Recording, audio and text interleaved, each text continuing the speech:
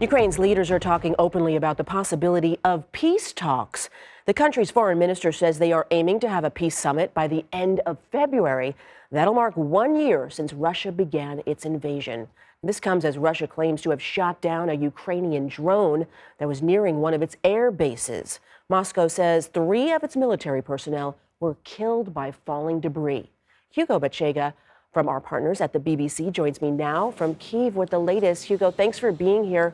What is the latest you're hearing about Russia shooting down that Ukrainian drone near one of its air bases? Is there concern over retaliation?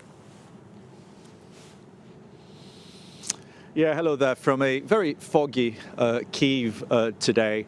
So the Russians have accused Ukrainians of carrying out this drone attack targeting a base deep inside Russia. We're talking an air base that's 400 miles inside Russian territory. And they say they shot down this drone. 3 Russian officers were killed as a result of this attack. Now, I think what is interesting here is that it's not the first time that this base has come under attack. Earlier this month, again, the Russians accused the Ukrainians of carrying out a drone attack. And again, 3 officers were killed as a result of this alleged attack. Now, the Ukrainians haven't officially admitted that they were behind this attack on the weekend.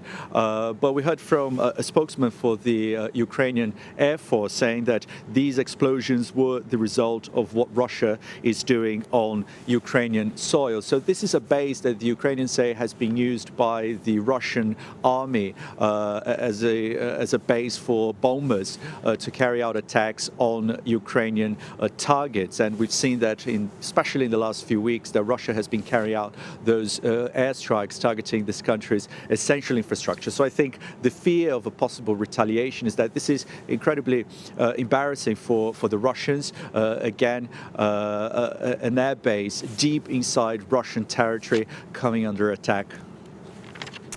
And Hugo, so Ukraine's foreign minister says that his government is aiming to have a peace summit by the end of February. That's around the anniversary of the war. And how likely do you think that is to happen?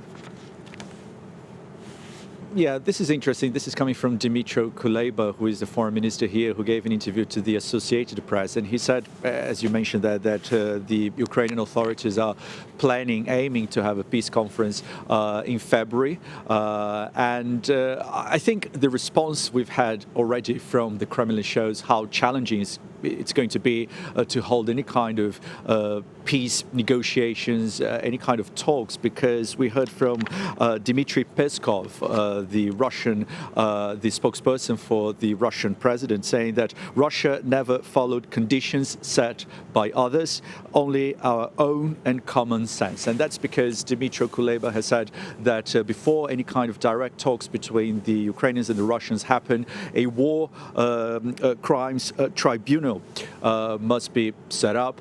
And we've heard from President Zelensky a 10-point peace plan that includes not only this tribunal, but also the condition that Russian forces should leave all territory that's now under occupation. And the Russians have rejected those preconditions. And I think it really shows how challenging it is going to be, how difficult it is going to be to set up any kind of dialogue or mechanism for any kind of negotiations for a peace deal here, or even for a ceasefire. So interesting. Well, Hugo Bachega from our partners at the BBC, we really appreciate your reporting and keeping us up to date. Thank you so much.